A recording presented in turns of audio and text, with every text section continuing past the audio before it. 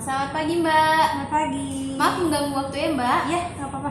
Perkenalkan, nama saya Indria Puspa Aprilia dari Universitas Muhammadiyah Profesor Dr. Hamka, Fakultas Ilmu Kesehatan, prodinya Prodi Gizi.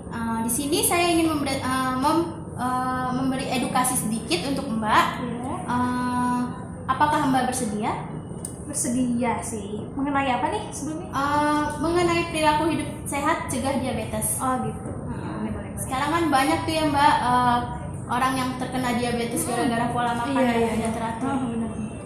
Baik, kita mulai Mbak. Iya. Baik, judulnya itu perilaku hidup sehat cegah diabetes. Sebelumnya, apa Mbak tahu penyakit diabetes itu apa sih? Penyakit diabetes yang saya tahu aja ya. Iya. Penyakit diabetes itu kayak yang apa ya? Di dalam diri yang punya si pengidap penyakit diabetes itu yang kadar gulanya terlalu tinggi gitu nggak sih? Karena pola makan yang tidak sehat atau semacamnya kan, gitu yang tadi Mbak bilang tadi gitu. Dan kebiasaannya tuh diabetes itu kayak yang turun menurun nggak sih dari orang tua atau kakek neneknya gitu ya, faktor genetik gitu. Soalnya tetangga juga ada yang kayak gitu Mbak, diabetes. Turunan juga dari neneknya. Iya. Oh, boleh saya jelasin sedikit ya Mbak? Iya, silakan dijelasin. Jadi, apa sih itu diabetes? Jadi diabetes itu suatu penyakit menahun yang ditandai oleh kadar glukosa darah yang melebihi nilai normal. Nah, jadi kalau misalnya glukosa kita tinggi, jadi tuh glukosa itu sel tubuh, energi utama di sel tubuh manusia. Sel utama di tubuh manusia. Jadi kalau misalnya glukosa tinggi, energi yang kita itu kan yang kita butuhkan juga tidak sesuai yang kita harapkan kan, kayak orang-orang sehat biasanya. Jadi itu akan berlebih, nah akan mengganggu fungsi dari tubuh kita, kayak tidak sesuai yang orang-orang sehat biasanya gitu. Baik, kita mulai, kita next ya Mbak. Jadi tuh diabetes itu ada 4 faktor penyebab diabetes. Ya, keturunan itu yang dimaksud di sini, misalnya dia orang tuanya punya penyakit diabetes. Kalau misalnya Mbak pola makan Mbak tidak sehat, jarang olahraga, makan makanan yang kayak junk food gitu, cepat saji, itu Mbak bisa jadi lebih parah 2 kali dari orang tua Mbak. Iya, jadi lebih parah. Misalnya ini yang orang tua Mbak tuh masih biasa diabetes, cuman biasa, tapi Mbak bisa lebih parah. Atau kan kalau diabetes itu kayak luka, bekas, ada juga yang sampai diamputasi juga kan. Iya, jadi kemungkinan bisa lebih parah gitu Mbak. Makanya kalau misalnya ada yang orang tuanya atau keturunannya kena diabetes, lebih baik kita mencegah, kayak mengurangi makan makanan yang food boleh, tapi tidak boleh terlalu sering olahraga gitu. Nah, yang kedua, gaya hidup di sini sepertinya seperti bisa orang itu suka merokok, kayak suka minum itu bisa jadi. Terus dia merokok, jarang berolahraga juga, makan sembarangan. Nah, yang ketiga itu stres di sini. Yang dimaksud stres di sini itu dia meningkatkan adrenalin, dan adrenalin akan meningkatkan gula darah. Jadi kayak Mbak ada suatu tekanan, Mbak kan bisa menyebabkan stres kan. Nah, itu bisa jadi gula darah Mbak meningkat. Nah, di situ keluarlah hormon epinephrine atau yang dikenal juga dengan pelepasan glukosa. Jadi kayak gula darah Mbak tuh meningkat gitu loh Mbak. Nah, jadi kalau misalnya Mbak stres, sebaiknya dicari jalan keluarnya gimana, atau diomongkan lebih baik kan. Jadi biar karena kan gula ini sumber energi di tubuh kita. Jadi kalau misalnya kita kenapa takutnya malah meningkat, nanti gulanya makin tinggi, itu bisa menyebabkan kematian juga Mbak. Kalau diabetes itu. Nah, yang keempat itu ada pola makan. Jadi kayak sama kayak yang di awal tadi, kayak misalnya makan makanan tidak sehat, junk food, jarang berolahraga, misalnya habis makan langsung tidur, itu tuh tidak bagus buat badan kita. Kesian badan kita kalau misal kita selalu seperti itu. Jadi kita harus bergerak dari zona nyaman kita udah nyaman gini, kita harus merubah biar tidak terjadinya diabetes itu. Nah, bagaimana sih mengetahui penyakit diabetes itu? Jadi dia mempunyai gejala utama. Beberapa gejala itu seperti kayak dia suka kencing, lebih sering kencingnya itu dibandingkan orang sehat biasanya. Nah, dia mudah lapar, kayak sebentar-sebentar lapar. Makanya kan kenapa saya ini mengedukasi tentang ini, karena tuh anak-anak zaman sekarang tuh kan kayak nyemil, kayak nggak inget waktu kan, kayak di jam segini aduh lapar, dia tuh nggak mikirin ke depannya, dia cuma mikirin aduh gue lapar nih, gue harus makan gitu. Walaupun makannya nggak berat, nyemil itu juga nggak bagus, kayak micin-micin gitu. Nah, biasanya dia juga mudah lelah kayak aduh capek gitu kan. Nah, habis itu dia sering timbul rasa haus, kayak sedikit-sedikit aus. Nah, itu bisa jadi kalau misalnya timbul gejala-gejala seperti ini, sebaiknya kita cek gula darah kita ke rumah sakit terdekat atau puskesmas yang terdekat aja di lingkungan rumah. Terus mempunyai faktor risiko penyakit DM, yaitu riwayat keluarga dengan diabetes mellitus. Jadi tuh dia tidak memandang usia, Mbak. Jadi kayak saya juga punya keluarga saya di kampung, dia masih SMP tapi dia udah terkena diabetes. Iya, keturunan. Kebetulan orang tuanya juga kena. Nah, orang tuanya itu diabetes tipe 2 yang sampai luka, yang kayak dia meninggalnya itu dia jatuh di kamar mandi, luka lama-lama diamputasi itu orang tuanya. Iya, orang tuanya. Nah, dia kayaknya juga obes, badannya juga melebihi berat badan ideal. Nah, dia suka juga jajan-jajan kayak nyemil gitu. Nyemil itu juga berbahaya, walaupun kata orang dikit gue nyemilnya, itu juga berbahaya. Nah, harus dijaga juga. Iya, benar. Iya. Nah, terus dia ada riwayat keluarga, sama kayak yang tadi, kayak keluarganya ada diabetes gitu, ada faktor keturunannya. Nah, gitu. Nah, terus pemeriksaan kadar glukosa darah tinggi. Jadi kalau sewaktu-waktu Mbak pengen cek darah Mbak ke rumah sakit terdekat, Mbak lihat darah Mbak melewati normal atau tidak gitu. Next ya, Mbak. Iya. Jadi tuh komplikasinya di sini. Jadi tuh dia bisa karena namanya diabetes, kita kan harus tergantung dengan obat. Nah, kayak kita namanya glukosa udah darah tinggi, fungsi di dalam tubuh kita juga apa sih kayak tidak sesuai yang orang sehat kan. Nah, saraf-saraf mungkin bisa terjadinya kayak stroke, jantung, pembuluh darah kaki itu yang tadi saya ceritain ke Mbak, yang orang itu. Jadi dia jatuh, atau mungkin emang paling sering tuh, pernah nggak sih Mbak dengar kayak orang yang punya gula darah rata-rata yang diamputasi itu yang kaki. Iya. Karena emang kayak sepertinya dia tuh lebih gimana ya, lebih apa sih, kayak mungkin tipis atau gimana, nggak ngerti juga saya, tapi emang paling sering iya. Jadi kayak orang nih dia luka nggak sembuh sampai bolong, sampai diamputasi kakinya. Saya juga ada keluarga saya kayak gitu juga. Nah, terus berikutnya kerusakan ginjal. Jadi orang diabetes itu kalau misalnya sudah tidak mempan oleh obat, jadi dia harus namanya disuntik insulin, Mbak. Nah, kalau disuntik insulin itu emang lumayan agak berbahaya, tapi kan istilahnya kayak obat udah nggak mempan nih, cara satu-satunya insulin kan. Nah, insulin tuh disuntik.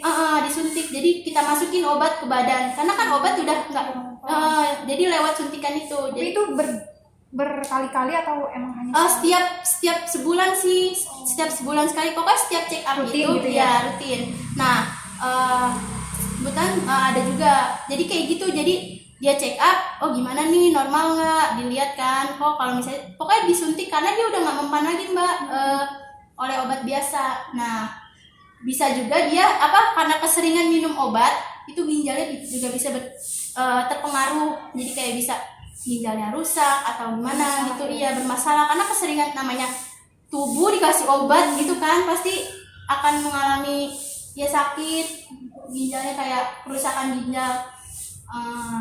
Next.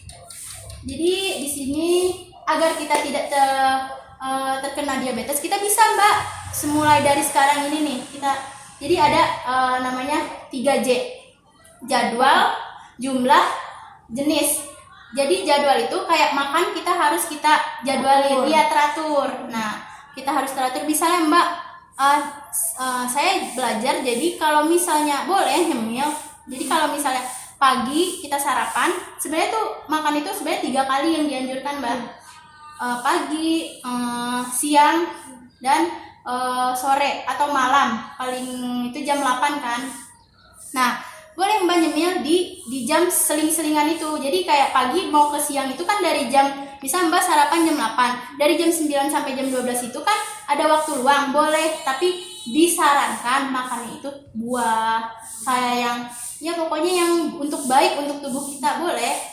Ya kalau misalnya Mbak mau makan makanan itu agak diteraturin dikit, maksudnya jangan terlalu sering. Iya, soalnya udah banyak Mbak, kadang ada juga orang yang nggak keturunan dia bisa kena. Ada, karena ya itu pola hidupnya nggak sehat, jadi kayak dia makan sembarangan, nggak mikirin, ya udahlah yang penting gue makan, nyobain gitu kan gitu. Nah terus yang kedua ada jumlah, jadi jumlahnya itu juga harus sesuai, jangan aduh gue lapar banget 3 sendok tanpa kita sadari, kayak kayak ke bawah hawa nafsu gitu loh Mbak. Nah jadi itu juga tidak boleh. Yang ketiga ada jenis. Nah jenisnya itu kayak sarapan tadi, pokoknya setiap makan itu kita utamakan ada protein nabati, karbohidrat, protein hewani, sayur, itu harus ada, diwajibkan, dianjurkan ada. Kalau misalnya tuh itu bagus banget Mbak, protein hewani, jadi gizi kita tuh tercukupi, kayak gitu, jadi seimbang gitu ya. Jadi ini ada protein nabati ada, hewani ada, karbohidrat ada, sayur juga ada, jadi enak, badan kita kayak mencernanya juga enak. Next ya Mbak. Di sini ada pencegahan diabetes. Pencegahan diabetes itu bisa dicek gula darah secara teratur. Jadi kayak misalnya ya nggak apa-apa sih, kayak kita nggak ada ininya nih, kayak kita nggak ada gejala yang tadi saya sebutin itu nggak ada, tapi Mbak pengen, namanya kita kan ada orang yang pengen tahu penyakitnya, ada orang yang gue mendingan nggak tahu gitu loh, ada kan orang yang kayak gitu. Tapi kalau saya sendiri orangnya kayak saya mending tahu, jadi saya bisa mencegah gitu loh Mbak gitu. Nah jadi kalau misalnya Mbak pengen cek gula darah secara teratur, boleh, walaupun nggak ada gejala tadi nggak apa-apa. Terus ini juga Mbak harus rajin olahraga secara teratur, kayak nggak usah yang berat-berat, kayak lari dari depan kompleks atau bolak-balik aja nggak apa-apa, seenggaknya itu badan ada keluarin energi gitu loh, kayak berkeringat. Kalau kita tidur doang di rumah itu kan kayak yang ada berat badan makin meningkat kan. Ya betul. Nah di sini juga menjaga berat badan ideal itu ada rumusnya Mbak, jadi Mbak bisa ngitung sendiri. Nah berat badan kilogram dibagi tinggi badan M kuadrat. Nah kalau misalnya di sini keterangannya kalau kurang dari 18,5 kg berat badannya hasil kurang. ini Ya hasil ini. Nah nanti Mbak lihat, kalau misalnya ini lebih dari Mbak berarti Mbak lebih berat berlebih, tapi kalau ideal nih 18,5 sampai 22,5 itu. Saya enak ya Mbak. Oke. Di sini ada tips konsumsi makanan bagi penyandang diabetes. Jadi tips konsumsi bagi makanan penyandang diabetes itu, Mbak harus, namanya gula kan, kita harus batasi makanan manis. Ya makanan manis itu kita kayak minuman berasa itu, kayak orang kan juga ngomong gini, lu minum es mulu, nanti lu ini loh gendut loh. Sebenarnya ya saya juga termasuk orang yang suka air dingin Mbak. Nah pas saya cari-cari lagi ternyata tuh air dingin tuh namanya air itu tidak terlalu Air mineral nih. iya air putih tapi dingin. Itu tidak terlalu terpengaruh buat berat badan. Jadi yang saya baca kecuali saya nambahin yang manisnya kayak gula itu bisa ningkatin berat badan. Nah Tapi kalau misalnya air putih dingin doang aja itu iya nggak apa-apa, itu nggak apa-apa yang saya baca. Nggak, kecuali Mbak nambahin pemanis di sirup, nah itu baru bisa meningkatkan berat badan Mbak. Terus banyak kan asumsi orang, lu minum es mulu ntar gemuk loh gitu. Ternyata enggak, saya udah baca. Nah di sini juga ada batas makanan yang mengandung banyak lemak. Jadi yang berlemak-lemak kalau bisa dikurangkan, biar namanya lemak kan siapa sih orang yang mau berlemak ya kan, dikurangin aja doyan. Misal kayak tetelan itu boleh makan, tapi sekali, kalau setiap hari kan juga tidak dianjurkan kan. Iya, bahaya juga kayak jadi kayak gini kan, diabetes, berat badan berlebih. Nah terus yang mengandung banyak natrium gitu. Nah di sini saya bikin apa sih namanya poster perilaku hidup sehat. Jadi kayak isinya sama kayak yang tadi, kayak apa sih diabetes itu, faktor penyebabnya itu apa, turunan, gaya hidup, stres, pola makan. Dia faktor penyebabnya itu apa sih, kayak apa sih ini komplikasinya, kerusakan saraf, kerusakan jantung, ginjal, katarak dan kebutaan itu juga bisa Mbak. Jadi iya, jadi kayak namanya iya, jadi apa sih, keluarga saya juga ada yang kayak gitu. Mungkin saya juga kurang paham kalau yang itunya, cuman mungkin dia karena namanya sering obat masuk Mbak. Nah terus tambah namanya diabetes itu penyakit yang mematikan kan. Iya, itu mungkin bisa aja, atau lewat mananya dia terserah apa, kayak mungkin sarafnya, karena ya kan tadi saya udah jelasin kayak sarafnya, mungkin saraf matanya terkena gara-gara penyakit tersebut gitu, mungkin lemaknya kena apa di mana gitu. Nah terus jantung, ginjal. Makanya kalau orang yang misalnya kayak dia udah sakit diabetes, kena jantung juga, itu aduh serem, kayak udah komplikasi parah. Kayak iya ya, kalau bisa sebelum kita kena kita kurangi, kita cegah sebelum, karena kan sakit itu mahal. Kalau iya benar, kalau sekali sakit kan ya Allah sampai duit berapa ya kan. Yang alhamdulillahnya sekarang kalau misalnya ada tabungan, iya bukan kayak BPJS, kayak misalnya kita sakit ada yang iniin kan. Kalau dulu kan lumayan susah kan sebelum ada BPJS itu. Nah di sini juga ada yang tadi pencegahan diabetes, jadwal, jumlah sama jenis, jadwal makanan, jadwal makan, jumlahnya, jenisnya apa aja. Nah di sini kayak makanan kurang yang manis-manis, makanan yang mengandung banyak lemak dan lain-lain. Nah di sini apa Mbak ada pertanyaan? enggak sih, cuman kayak nangkep gitu aja dari apa penjelasan Mbaknya, kayak yang emang bener nih di umur saya apalagi 25 tahun itu kayak yang harus bener-bener jaga pola hidup gitu, karena kan kita juga rutinitasnya kan juga lumayan sibuk ya. Jadi kayak olahraga gitu pasti sih. Iya.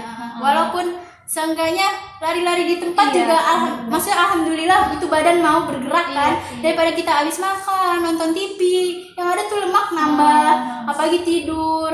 Sekarang kan gadget, kayak orang ngeliat gadget juga kayak aduh udah asik sama dunianya gitu loh di gadget itu. Jadi kayak olahraga nantilah, gue jalan sedikit juga itu udah olahraga, orang mikirnya gitu kan. Ternyata salah, lari ya nggak usah ke tempat-tempat yang bayar gym gitu-gitu, lari di depan rumah aja juga udah lumayan Mbak. Kayak udah berkeringat lah, ngeluarin ini kita, keringat kita, kayak ya pokoknya kita harus keluar dari zona nyaman kita itu, harus biar kita nggak kena gitu loh.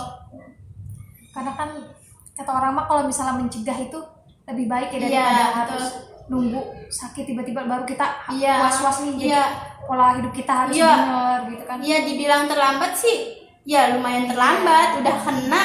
Apalagi kan diabetes ini dia tuh nggak bisa disembuhin kan, cuman dia bisa mengobati biar tuh gula darah tuh nggak naik, nggak turun. Jadi kayak kalau orang punya gula itu, bukan orang punya gula sih sebenarnya, semua dia tuh nggak naik nggak turun. Kalau turun banget juga dia nggak baik buat kesehatan, iya nggak bagus.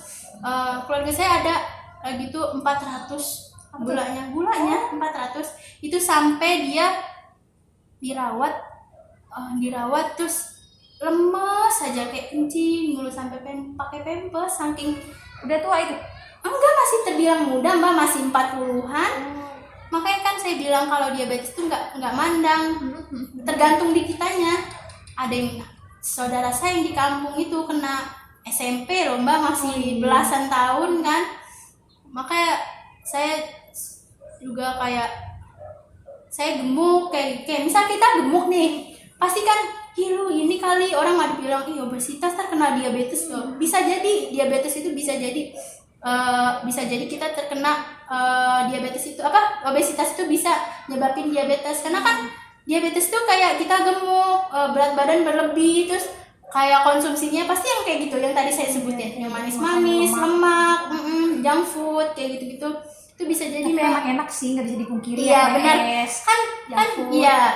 Cuman kan saya nggak ngelarang, boleh. Cuman dikasih waktu lah, misalnya dalam seminggu ini berapa kali gitu. Apalagi sekarang kan minum-minuman manis kayak boba gitu-gitu. Itu kan anak muda galau dikit ini. Makanya saya juga kayak saya kan juga masih muda. Terus kalau bisa kita mencegah, ya soalnya karena tahu diri kita itu kan diri kita sendiri. Kita walaupun nggak ada yang dirasa, gue nggak ada dirasa, emang sih gue gemuk, tapi gue nggak ada yang dirasa, tapi dia cuek gitu loh, kayak dia udah enak di zona nyaman, dia nggak mau bergerak. Itu orang yang model sekarang tuh kayak gitu mbak, udah kata orang mager, dia udah enak, gue habis makan tidur, beli apa aja ada. Iya, cuman kalau udah sakit yang susah semuanya. Jadi ya kalau dibilang kalau misalnya itu mah lebih baik kita mencegah kan, daripada udah kena, udah terjun buru-buru kita kayak merubah pola ya. Namanya udah nasi udah jadi bubur ya gimana ya mbak ya. Begitu. Mungkin mbak ada pertanyaan? Iya, masih yang penting udah nangkep sih. Emang makasih juga loh sebelumnya ini karena ada sedikit pencerahan gitu kan. Emang saya juga kalau pola makan tuh kayak yang bodo amatan. Kayak walaupun ngejaga sih, kayak sesuai laparnya pasti mbak. Iya. Soalnya kalau saya kalau minum tuh nggak terlalu kurang, tapi lebih mending kayak makan gitu ya. Jadi makan banyak saya tuh. Jadi mending kenyang sekaligus. Tapi sekali makan banyak juga diatur juga. Misal mbak makan sehari cuma 2 kali, tapi di siang dibanyakin biar malam itu juga nggak bagus, karena kan nanti namanya kita siang ke malam walaupun kenyang lebih baik diteraturin kan. Tadi saya bilang jadwal, jenis, tepat waktu. Jadi kalau bisa sih mbak keluar dari nyamannya mbak, jadi harus seenggaknya saya udah memberi arahan dikit, jadi tinggal kembali ke diri kitanya mau menjalani apa enggak gitu. Mungkin segitu aja yang saya bisa sampaikan. Makasih banyak loh mbak. Nanti kalau ada apa-apa ya boleh nanya. Nanti bisa konsul ya. Jadi itu saya gimana? Iya, apalagi mungkin mbak bentar lagi mau ini juga kan. Takutnya nanti cowoknya mau ini gitu, maunya yang ini, makanya harus keluar dari zona nyaman kita. Sehat lah. Iya, ya udah sehat gitu ya. Itu aja yang bisa saya sampaikan. Kurang lebih mohon maaf. Maaf saya juga ini kurang gimana ya? Ya, mohon maaf lah. Iya, segalanya. Saya juga minta maaf udah mengganggu waktunya. Ya nggak apa-apa. Saya seneng mbak. Ya udah, itu aja mbak. Makasih ya mbak.